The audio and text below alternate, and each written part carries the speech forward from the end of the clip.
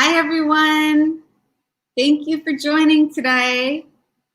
I'm going to get started in just a couple of seconds, but I wanted to start by asking you to actually not join our Pear Deck today, just so we don't have too many people overloading this. But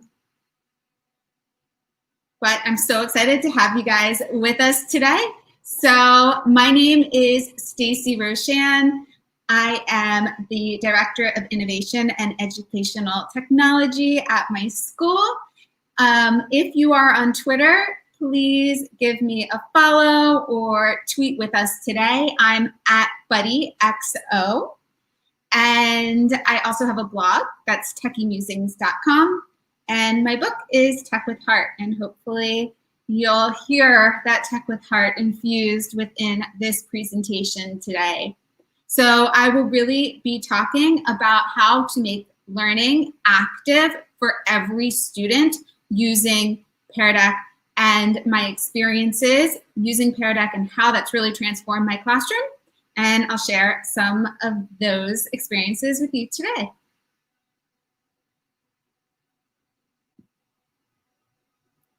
So the 4 things that we're going to talk about, I'm going to start with a bit of my own personal journey so that you can kind of understand my background and why I'm so passionate about using tools like Pear Deck to allow all students to contribute to the conversation. Then I'll really dig into the benefits of using Pear Deck during your virtual class sessions. So if you are at a school that's going to be going remote from the beginning or at some point in the year, I think a lot of us are going to experience that. I'll talk about how I've set that up in my classroom. Thirdly, how Pear Deck empowers all students to really contribute to the conversation. And then we'll end with some reflection and Q&As. So to get started, I always like to give a bit of background. So I was that introverted student and very much a perfectionist in the classroom. I definitely wanted to contribute to class conversation, but I wasn't always able to because I wasn't ever the first to raise my hand. I'm still never the first to raise my hand. I also am a processor. I need time to think, gather my thoughts, and then to contribute. And class conversation didn't always go like that because, again, there's this time pressure. Who's the first to raise their hand? They get called on. It's also can be intimidating for some of our students. So a big question that I'm always asking myself is how can I allow students to contribute their voice and their thoughts to the conversation without just relying on them raising their hand or me calling on them. So again, as a student, the worst classes for me were those where the teacher just cold called on us or had a stack of note cards and shuffled them and called on the next person that they saw. Again, a lot of times I was following the conversation, but when I was called on, I froze, or I just needed a bit more time to process and think. And so that's one of the things that is just always on my mind.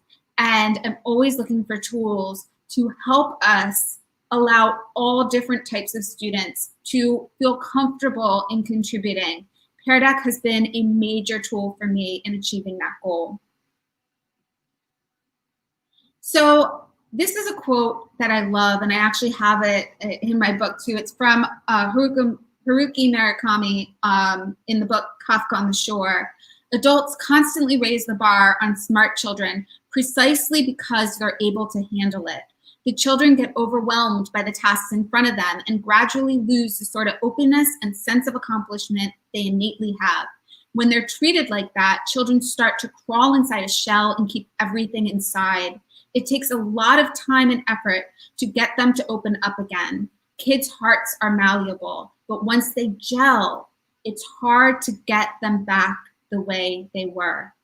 And I just think that's such an important quote. I come back to it so often. Again, I was that student who it seemed to have it all together on the outside, but I kept raising the bar on myself, on that pressure. I felt it from the other students at my school who were all high achievers, from our teachers, and even from my parents. And I never felt like I had an outlet to have an honest conversation with my teacher about some of the things that I was going through. And so again, what are some tools that we can use to allow students to communicate with us in an environment that feels comfortable to them? And for some, that might be that they could just send you an email, or they can do a little video chat from their home, or in Pear Deck, that they can have an opportunity to type out their questions and know that that's just going to be looked at from me after class. And so I think it's so important to utilize these tools to get a temperature check and to allow students to open up to us in ways that they wouldn't be able to if we're just asking them to raise their hand in class, or, you know, to ask us questions after class and so forth. There's so many tools that we can utilize to get to know our students better. And so, you know, one of the things for me that was a huge shift was flipping my classroom. And if you know me, you know I talk about the flip classroom a lot. I've been flipping my classroom for 10 years now. That was a game changer for me at the beginning, because by offloading that very teacher-directed portion of my class, you know, that lecture at the beginning of class, I was able to really shift the focus of class to students, to student needs. I was able to get all this information before students even walked into the classroom, because I embed questions into the videos. I already knew what I needed to focus on in the classroom, so that class could be more about listening in on kids' conversations, kids' questions, and their individual needs. And now that I've infused more tools like Pear Deck, I'm able to, in the classroom, also get a better sense of individual needs, class needs, and to tackle both of those things. And so the flipped classroom was a start for me, but then infusing more tools and that really get at allowing all students in the classroom to let me know how they're doing. Little temperature checks, little check-ins like that. Get that information from everybody instead of just the kid who's raising their hand. That's been a true next level game changer for me. So I start Tech with Heart with this quote: how can we shift from a first is best culture to one that sends the message that everyone's voice matters and that everyone has the potential to excel in the classroom? And I just think this is such an important message, because so many times as a student, you know, again, I was that kid who was not the quickest to respond, and I was never the first one to finish assignments. And I was left feeling like I wasn't measuring up. It didn't matter if I still got an A on my test, still just not being that one who was always contributing in class made me feel like I wasn't as smart and I wasn't doing as well. So this is where Pear Deck comes in, because now I can send a question out to the full class in Pear Deck. Everybody can interact with me. I give some wait time, some pause time. So it's not just about the first person who raises their hand and answers that question. I see everybody's answers. I see everybody's responses, and everybody has a chance to contribute. Beyond that, though, I never want to just focus on, you know, what students are doing behind the screen, because there are some kids who shine when we call on them, and whose voice, when they are able to verbalize it, that's when they are able to contribute best. And so it's not just about typing an answer behind the screen. It's then about how we bring that conversation to the board. So I'm going to show some examples of that today. But for me, it is really about starting the question through the Pear Deck, giving everybody that wait time, that chance to contribute, and then to pull all those responses up on the board so that we're talking about the results of the class and not just the person who maybe came up to the board or the person who raised their hand. And then when I pull up those answers on the board, that's the opportunity for the one who maybe verbalizes better and didn't do as well in their Pear Deck. They can raise their hand and talk about whatever they're seeing on the board. Maybe they'll deconstruct an answer that I put up on the board that one of their classmates have done. So I think that's very important to remember. It's not just about typing behind a screen. So, you know, in Pear Deck, of course, there's these 3 different views. And I just want to explain a little bit about how I use them, especially in a remote setting. I have taught a purely online AP Calculus class for a number of years, and that has been an amazing way for me to use Pear Deck because I can know if students are following, I can know what individual students need. You know, there's been a lot of conversations about having the camera on or the camera off to know if students are following. Like, we need to see their face, we need to know that they are with us. And I mean, I'm not gonna lie, I love seeing all my students' faces on the screen during a video chat, but that's not truly the way that I can measure engagement. I measure engagement by having students follow along in the Pear Deck, and I'm able to see, are you following with me? Do you need help? Are you able to respond to the questions that I've embedded here? That's my way of making sure that they're with me, that they're following, that I don't just feel like I'm talking to a screen. And, you know, again, I have to make sure that I'm designing that lesson in a way to do those check-ins to make sure that I am asking students the right questions so that they are able to have that space to talk things out with me. So back to this view, of course, the students, they have their own view. Then the projector view in an online setting is just my screen share. And then I usually have another device open or a second screen. And on that second screen, that's not the screen share, because on the screen share, I just have the projector view on Pear Deck. On that last screen, I have the teacher dashboard open. By having that teacher dashboard open, that's where the names are attached. If you haven't used that in Pear Deck before, you can always pop open the dashboard in either another device or in another window. And by having that teacher dashboard open, then I am able to see the individual needs. And then I can see if a student's really having trouble getting started. That could be an opportunity for me to either do a separate breakout room with them afterwards, maybe send them a private chat if they need that, or just for me to know that I need to follow up with that individual student. So that gives me a lot of information, and it's all happening in real time. So I always, in my class, the beginning of the year, I think this is really important to remember to do in that first month, to just remind students how to manage 2 screens. It's quite easy once you get used to it, but not all students have had to do that before. So if you are doing this during a Zoom call or in a Google Meet session, just to make sure to remind students, okay, arrange your screen so that your Pear Deck is on the right side of your screen and that the Google Meet is on the left. If you're in a Zoom, remind them to escape out of full screen so that they can see the Pear Deck session, so that they can kind of position those things side by side and get really used to that. And then again, as a teacher, if you do have a second device, it's so helpful to be able to pull up the teacher dashboard on another device. It can even work if you're doing it just on your phone or if you have 2 monitors. That is very helpful because you don't want the teacher dashboard to be part of your screen share. Otherwise, students are able to see the names, which defeats the purpose of that beautiful projector view in Pear Deck that is anonymous.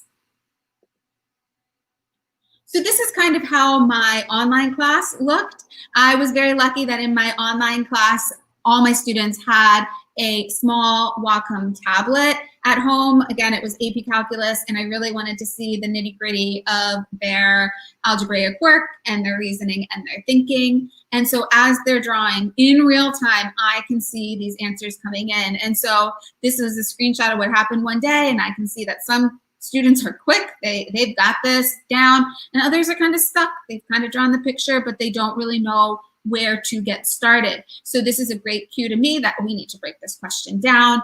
And then I also get the individual information because this is a teacher dashboard here. I've blurred out their names, but that allows me to know who I need to follow up with or do another learning check with before dismissing them to break out into maybe their groups.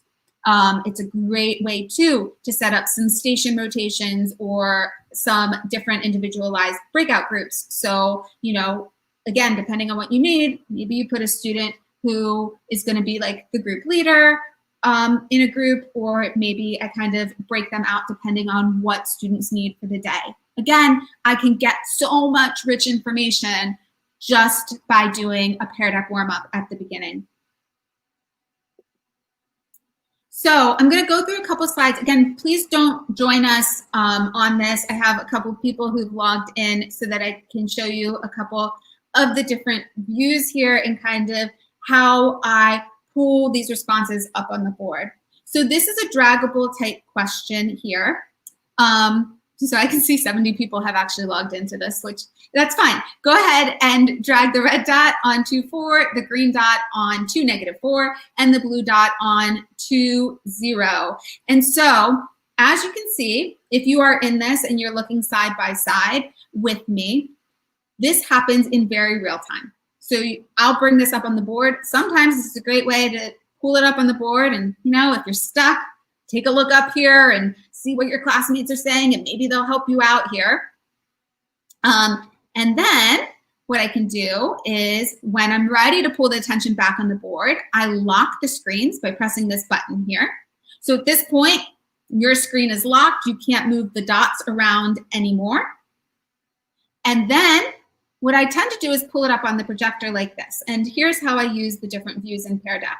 So if there's real consensus here, I would just use this overlaid view right here, and we would talk about it. If there's just like one answer, one dot that's off, it would be very easy to see from the screen. This is a great, this overlaid view is great for moving the dots. It is great for placing a dot on a map. It is great for labeling a diagram, even analyzing some art or something, maybe circle something.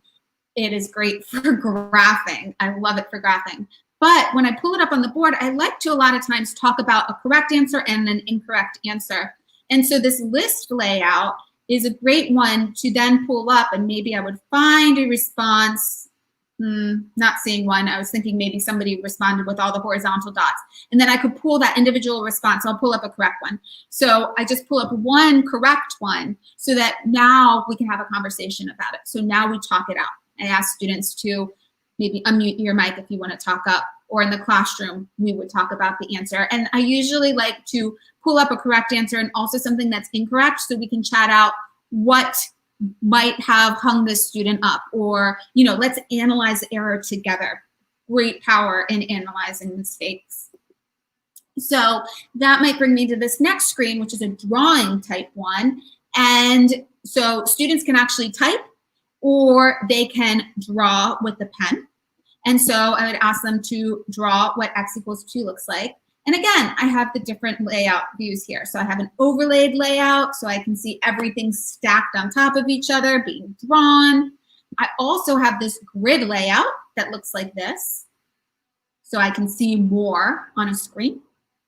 And then, of course, I showed you the list layout, which was 1 by 1 before. Now, sometimes I want to say, all right, y'all have 30 seconds to do this question. And I like to, again, I don't like things to be a time race, but when I'm doing a warm-up, sometimes I want to make sure I'm giving enough wait time. It's easy to just be like, okay, are we ready to move on?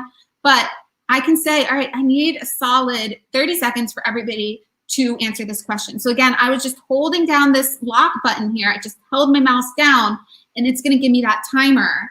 And it's also going to be displayed on student screens so that they can see that timer also. And it's just a super helpful way for me to kind of time things, move through things, and remind myself to give enough wait time. After that 30 seconds is up, it's going to automatically lock the screens, and that is the cue for students to pull their attention back to my screen. I can always unlock the screen again if I want to give students a chance to revise anything and so forth. All right. So then the last question type that I just want to show is this text question type. And again, in real time, look at this. I can see student answers coming in real time. And what I love about Pear Deck is there isn't like a submit key at the end. I can see how they're thinking about the question. I'm usually watching all this information coming in on my second screen on the teacher dashboard so that students aren't distracted and they're able to kind of respond to the question. But I can see that just like this. And I love the grid layout, especially with text answers, because I can see more things on the screen. And then when I show it to the class, again, a way to talk about all the answers that are coming in and not just one student's answer, not just my answer. All right. So I just wanted to pull up this graphic here done by Pear Deck. All my graphics are actually from Pear Deck. So I love using the Pear Deck templates that are already there because they liven up every presentation that I have. So I definitely suggest checking those out also. But I pull up the slide because these are some of the interaction types that I think we see in the classroom. And how do we do this even in a remote setting? So, you have the student who's just kind of doing their independent work, and that's easy to see how that would transfer over to the Pear Deck. Everybody's typing in their response. But then how do I also do that teacher to student interaction? And so for me, it's all about the student is responding in their Pear Deck, but I'm able to get all of that information. I'm able to see that information. And it's a way for me, sometimes I'll say, you know what, I'm not gonna project these answers on the board. You guys are answering them, but I'm never gonna project those. That's just for me to look at afterwards. And then again, it's a way for me to see who's slow to get started, who isn't able to get started, because I can follow up with them as first priority when I break students out into group work or collaboration time. I know to check in with that individual student. And then the last interaction type here that I see is this peer-to-peer learning. And I think that is one of the hardest ones to achieve if we are in a purely remote setting. But again, I think that the power of Pear Deck is that I'm taking the attention off of my screen, even though it's just my screen share. As you saw in this last slide, now I don't have to just put my answer on the board. I can instead put a student's answer on the board like this. And now we can talk about that answer. So it's not just about whatever slide I have to show, what answer I have to show. It's about what students are saying. And I can turn that attention again to them. And I think that is the power of using Pear Deck during any virtual class session. It's bringing the attention to that peer-to-peer learning, which is so important to do. Students oftentimes are able to explain things better to their classmates because they have this level of empathy that's hard for us to replicate when we are, the quote unquote experts, right? So I think that's just such an important one to really get at here. So I'm going to ask you this question. I actually took away all the interactive question types from this Pear Deck because I figured people wouldn't be getting on. I see a lot of people have already gotten on. But if you're on Twitter, please type your answer and tweet this answer out with the hashtag PearFairPD so that we can all follow you. My question to you is, how can we as educators and leaders, because I think this is really important for school leaders also, to ask this question, how can we embrace technology to ensure all voices in the room are heard? So I'm gonna give you a couple seconds now, maybe even a minute, to tweet out your answer and make sure to include the hashtag PearFairPD.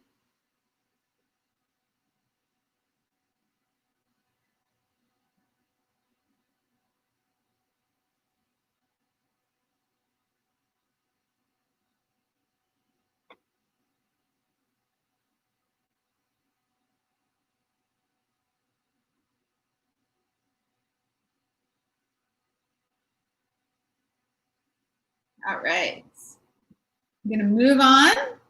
Just checking out the questions that are already coming in here.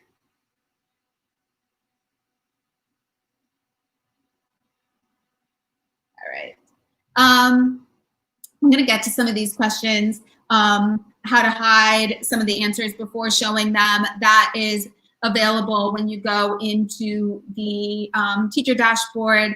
I think that's actually an important one to show, so I'm going to show that answer right now. So I'm going to just open the dashboard in another window, which again, this does have names attached on it. So this is something that I would usually have on another screen. But if you had an inappropriate response, it's just a little bit delayed, probably because we have so many people on and I'm live streaming at the same time. But there is a way to hide any responses that are inappropriate right in the Pear Deck. So I'm going to go back to this one.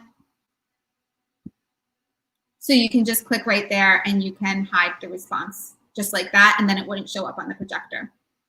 Okay, I'm going to move on. So I talked a bit about this peer-to-peer learning, and I just wanted to bring it up one more time because I think it's so important to provide that opportunity for students to talk about one another's work. So, you know, again, as we are using Pear Deck, it's a great tool, but it's only a great tool if we're using it in all the right ways. And so the way, you know, pulling up those answers and making sure that you take the time to go through those answers. It does take more time, but go through those. Allow students to unmute their mic and talk about the answer. It's not just a student who responded with that answer to talk it out, but maybe somebody else who wants to talk it out or analyze it. Again, that is really the way to get everybody involved and everybody engaged. And so, you know, again, I touched on this opportunity that we have to project these responses anonymously and to allow students to then critique. There's so much learning that can happen when we talk out the answers, when we talk out mistakes. And using Pear Deck has been a way for me to feel, personally, more comfortable pulling that incorrect answer to the board because it doesn't have a student's name attached to it. So it becomes safer in talking about that incorrect answer. It's not like pulling a student up to the board and saying, well, okay, that was wrong, let's talk about it now. Instead, I can just pull it up, it's anonymous, and we can break down the error. And especially as a math teacher, it is so important. If you can help yourself get unstuck, or if you can help your classmate get unstuck, doing that reasoning is harder work than just getting the correct response. And it also allows me to see how students are able to process that when we do this type of work in the classroom.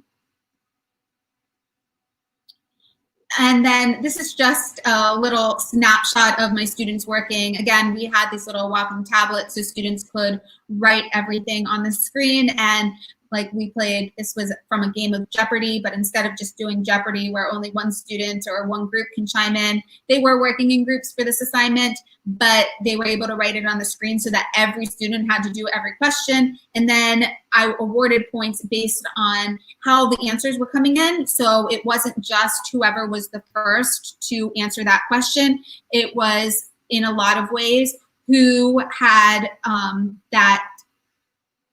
Hopefully I'm still with you. My internet just went out and in, but I think I'm back. All right, so I was saying that this is a way for me to see everybody's answers, and instead of awarding points just for the first person who answered the question, I could award points based on the most detailed answers. I could be looking for something different than just a speed race. So I really appreciate doing some activities like even a Jeopardy game through Pear Deck. It's different, but it also awards things differently and allows everybody, every single student in the class to follow along.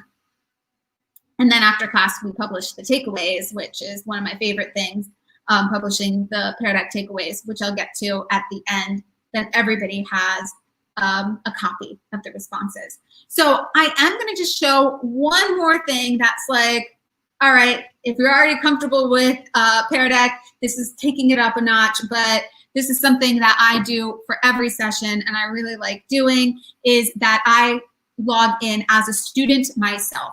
That's something that you might not know, that I can also join the Pear Deck session as a student at the same time that I'm logged in as a teacher with the same exact account. So pretty much if I just pull up this join code again and I give students a link, and I just open that link in another tab like this, then that's going to launch up the Pear Deck from the student view. And the reason that I would do that is because that gives me a way to answer the questions on the slide if I need to write on the slide. So if I, as a math teacher, which I do everything by drawing, okay, so maybe I'll have this, and this is really an instructional slide here, then what I can do is if I open up this other tab, which is me as a student, maybe I tell the students, this is not one where I need you to answer. This is one where I'm going to show the process. Now, this gives me the opportunity to write directly on my Google Slides presentation, because that's something that's missing in Google Slides, right? There's no way to ink up our Google Slides. So now I have a way to write directly on my slides while I'm presenting to the class, so that I can do instructional slides, and also I can do interactive question types that students would follow along with. So again, this would allow me to write and to, you know, mark up whatever I need to mark up as we go over this as a class. Students are just watching me. So that's how that works. I love that. And then again, I can pull up all their answers on the board. And so even if students don't have, you know, this fancy tablet that I was talking about, there are a lot of ways that students can just use their mouse to write, or they can join. Sometimes I'll have them join with their phone, because on their phone, they can use their finger to write. It's not going to work for nitty-gritty math equations, but for something like this, where I want to see how students are answering this question, I want to see how students are thinking about pretty much the point behind this question that you're seeing here is they have to count up the area under the curve. They need to identify that. So it's interesting for me to see how they're splitting up the area under the curve. They've drawn lines, and I can see how they're thinking about this problem. It's so much more powerful than just asking that multiple choice question. So that's why I would have a question type like this. And then again, I show this response on the board and we can talk about it. And then I always publish the student takeaways at the end. And so this is a premium feature, a Pear Deck premium feature, and the student takeaways only work if your students are signed in with a Google account. So that is something to know. There is an option to sign in with a Microsoft account or a Google account, but to do the takeaways, that is only available for if you're signed in with a Google account. But as soon as I end the session, what I can do is I name the session, and then I can publish the student takeaways right here. And that automatically shares a Google Doc with me and the student that looks just like this. And the student answer is right here on the right, and the slide is on the left. And again, that's shared with me and the student so that they could go back to this and they could use the space for notes. And at the top, there's even a spot.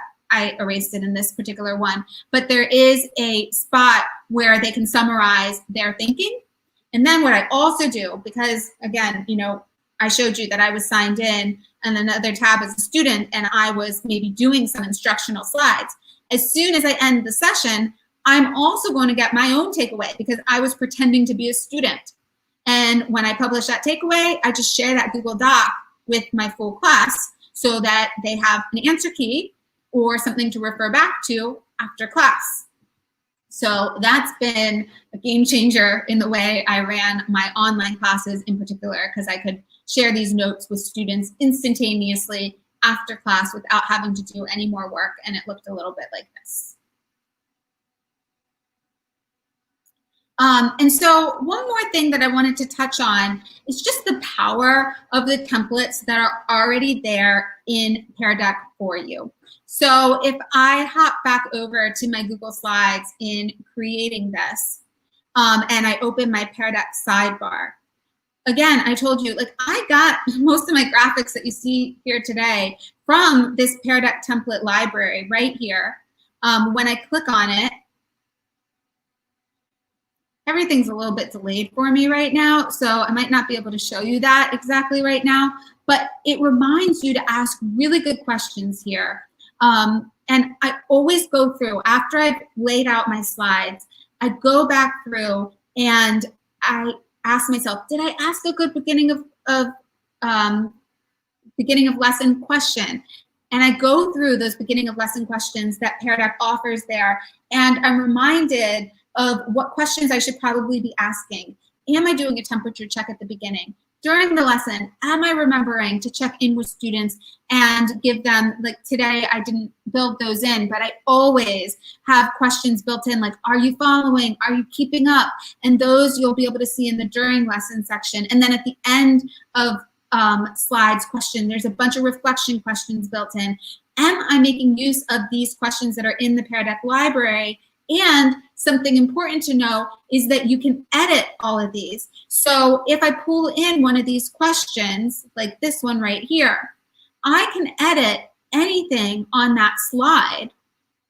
I just have to keep the bottom bar there. That's the only thing I can't touch. But I can change the question here. I don't need to use the same exact question. I could just use this graphic. I could even fill in this graphic with more text if I wanted to. All of this stuff can be edited to your personal needs. The only thing you need to leave is this bottom bar, because this bottom bar indicates when you launch the Pear Deck that it should be a drawing type question that students will be able to draw, or they can also type into the slide. So that's very important to remember. Make use of all the wonderful things that Pear Deck is providing us. So I'm going to launch into two last questions for you. And one thing that I want to note before I do that is that normally I end my class with maybe several reflection questions. And at this point, you can always change into student pace mode so that students can kind of go through those questions at their own pace. There are two modes in Pear Deck. What I've been showing is an instructor pace mode where everybody is following along with me. As I move the slides, I'm moving everybody's slides. But there's also the student pace mode. And as soon as I launch that, then students are in control of moving through the slides at their own pace. So now they kind of have that control back and they could answer those last couple questions. So I am going to allow you to answer this question. Again, please tweet with us. My question is, how can you leverage EdTech tools to equalize the learning experience for all students in your classroom? And what are some of the key benefits you see to using Pear Deck? If you could please join us on Twitter and tweet that out with hashtag PearFairPD. If you want to tag me, I'm at BuddyXO, then I'll be able to most easily see your tweet. I'm going to give everybody a minute to think about their answer to this question and hopefully tweet it with us.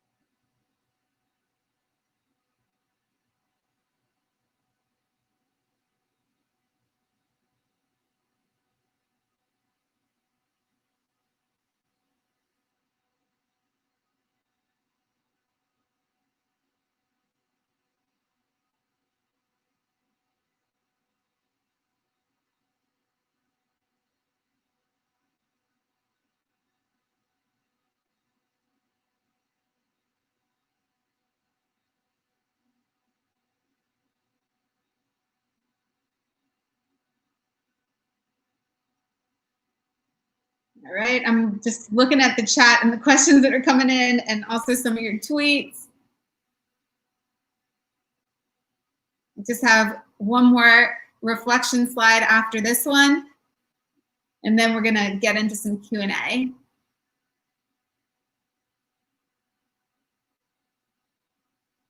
All right, so the next question I want to just ask you is, give you a moment to reflect. Give you a moment to think. Is there something that you will immediately implement in your class? Something that sparked an idea, something that you liked, but you'll have to adjust it a little bit to work in your setting. Go ahead and either just take a note of that right now while you have a moment to think about it, tweet with us, or type some things into the chat here so that we can all learn together and learn from one another. I'm going to give another minute on this slide right here because we're almost done, and then we'll get into some Q&A.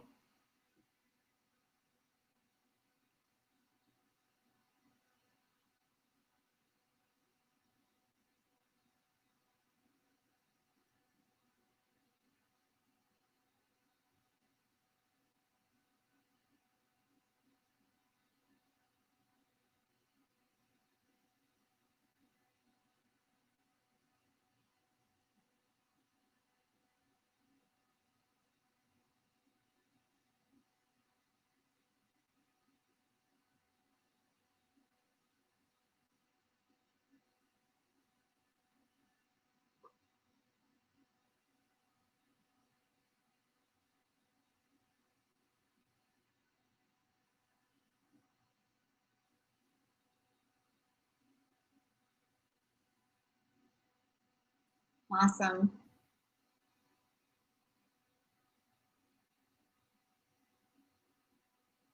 So my last slide is just, I need to end with this question. How can we cultivate compassion in our classrooms through the intentional integration of technology into the design of our lessons?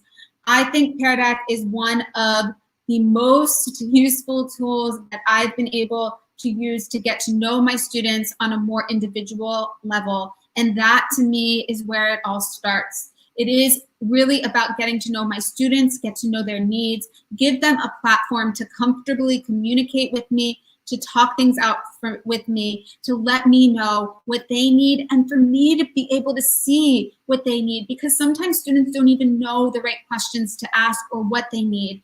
Again, the real-time nature of seeing students respond in Pear Deck is incredibly powerful information for me as a teacher. I think it's especially important to talk about this year when we might have students at home or we're just going to be in a distanced classroom. We know the power of walking around the classroom and looking over a student's shoulder and seeing how they're working through problems. That might not be a possibility this year. And so I think it is critical that we use tools like Pear Deck to see how students are processing, how they're thinking through questions, and what they need as individuals. We can get tremendous insight into how they are doing on all different levels. I mean that truly, on all different levels, not just like their math work. It's not just about the correct or the incorrect answer. How are they processing that question? How are they working through that question? But also remembering to ask questions at the beginning. How are you doing? Check in with them, not just about math class, but like, is there anything that I can do, that I can help you with, that you need from me? Remembering to take those moments to ask those questions and giving students the space to communicate with us, again, in the way that feels most comfortable to them. Because some kids are gonna come and just chat with you after class because that's the way that they feel most comfortable. But other students really will talk to you through the Pear Deck if you provide those opportunities. So I just wanted to close with that. And now we'll get into some questions, and I'll answer some of the questions that were coming through on the chat and open up the Q&A. All right, so the first question I see is, when you set up student takeaways, will that give all students a copy of their responses? Yes, it does. They get only their responses in the Google Doc, and it's automatically shared with me and the student. Now that only works, again, if you are launching it through the Google Slides presentation, or if students are signing in with a Google account. Sorry, I meant to say if students are signed in with a Google account. And so how do I generate that? When I end the session, there's a little check mark that I can enable there. Do I have to still enable that on in my settings? If I go to my settings in Pear Deck, there's a takeaways, and you can turn that on. I don't know if it's on by default or not, but that's where you would find that. It's in your Pear Deck. Go over here, go into my account, and your settings. Just make sure it's toggled on. Now, one thing to know when you present the session, you do need to require student logins in order for them to get the takeaways. If you don't, then it can't generate them. Okay, what's the next question? How do you share one student's answer on the projector view? So normally what I do, because I don't like, I don't want to shuffle back and forth too much. So let me go back to a question where you guys answered so I can show you. So I tend to just like to go into the list view right here. And then I kind of scroll through to see what I want. But one thing to know, if you have the teacher dashboard opened in another device and you're kind of going through that information ahead of time. So if I'm back, oh, everything's delayed. I think it's because we're on the live stream and so many people are on this thing. But you can star a response, and when you star a response, that's going to be what shows up in the projector view. So that's another tip. Okay, what other questions do we have? Where's the lock button? So the lock button, oh, look, now this came up. I'll show you. So I can star an answer, and you'll see that now, instead of all the answers, only that one answer came up. So if I starred like 3 answers, and those were the 3 that I wanted to pull up on the projector, then I could do that. And then if I want to show all responses again, I can just unstar, and then all the answers come up like that. The lock button is, I'm in student paced mode right now, so that's why you don't see it. So I'm trying to click on this. Everything's just really delayed for me. Again, it's just because so many people are on. So if I lock the screen right there, it only works if you are in the instructor paced mode, not student paced. And if I hold it down, that's when I get the timer. Great. Next question. And I see some people talking about the takeaways. So even if you don't want to like log in at the same time as students like I showed you, one thing that I love to do is make an answer key through the Pear Deck. So sometimes I'll prepare that in advance. I just hop into my own Pear Deck. I just launch it, and I'm the only one who logs into that Pear Deck by doing the same thing that I showed you, pretending that I am a student. I do that whole Pear Deck before class starts. I end it, publish the takeaways, and then that's the answer key that I can post after class for any student who missed class. They can reference my answer key through the Google Doc. I just share the Google Doc and not the whole Pear Deck with them. How did I turn the slide into one that I could write on? So basically, I make sure, now writing is a premium feature in Pear Deck. So you do need to have premium to use the drawing type. I basically add on the bottom bar of all of my slides that I want to write on this drawing type question. So I'm trying to get back to it. Again, I'm just super delayed here, but I add the draw. So you add draw to that question. And then a little pro tip, because if you're like me, you're going to add that drawing slide type to every single question. You can just copy and paste that bottom bar onto all of your slides. And if you copy and paste that bottom bar, that's it. You're good to go. And every slide will be a drawing slide type question. Just take that bottom bar, press copy, go into your next question like this, paste, and now this is a drawing slide type also. When I go into the Pear Deck, I would go ahead, press that button, use the Give Students a Link, open another tab, paste in that link, and then when I paste that in, it thinks that I'm a student, and I will be able to have all the drawing tools. Because on the teacher dashboard, I never have the drawing tools. Only the student has those drawing tools. So I have to pretend that I'm a student. All right. What else?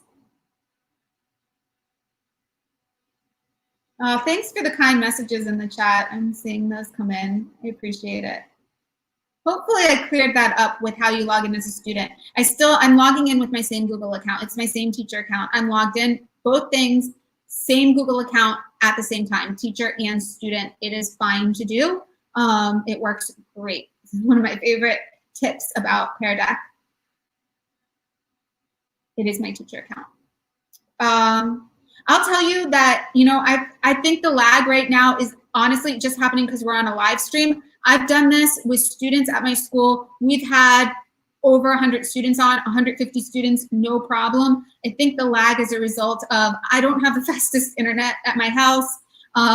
It's a lot of people on this stream, and I have this presentation where 100 people logged in at the same time. So I think those are the reasons for the lag. It's not because of Pear Deck.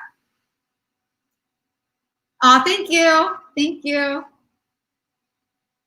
If there are any other questions that you guys have, please feel free to reach out to me. The easiest way to reach out to me is if you are on Twitter, to reach out to me through Twitter. But also you can reach out to me on my blog, and you can email me. My email is just my name, Stacey Roshan, no space, no dot, just Stacey Roshan @gmail. And I would be more than happy to try and answer your questions, because, you know, we all are going to be learning a lot in this year ahead, and the only way we're going to get through it is together by sharing ideas. So I appreciate also seeing in the chat that some of you guys shared your own experiences with other people who were joining on today. That's awesome and amazing. So that's all from me, unless there was any other big questions in here. Let me just make sure. All right, so we'll wind up and close. Thank you guys again for joining. I appreciate it, and I'll see you guys online. Bye.